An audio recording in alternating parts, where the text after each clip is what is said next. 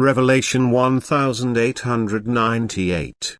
From the 26th of April 1941.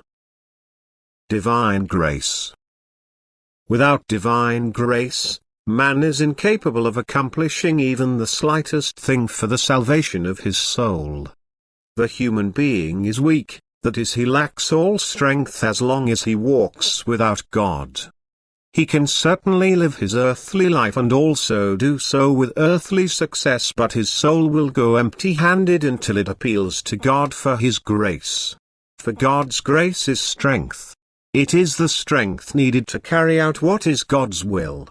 God thus makes his will known to people and at the same time gives them the means to fulfill his will. And the human being can reach his goal, the maturity of the soul, without much effort if he wants to. But this is entirely up to him. The will to request strength will not be forced, but neither can the strength be given to the human being without being requested. The human being achieves everything with God if he prays sincerely. Hence grace will also be given to him without limit, since it is God's will that people make use of his grace in order to attain spiritual maturity.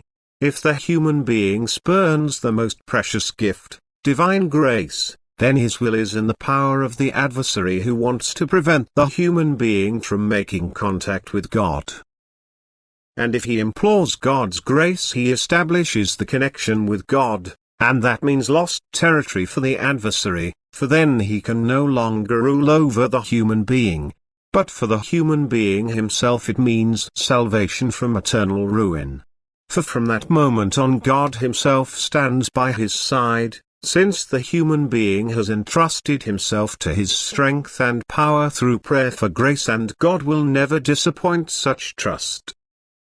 If only the human being always appeals for divine grace, he will no longer need to fear for his soul, for God will dispense his grace without measure to those who desire it and pray to him in spirit and in truth.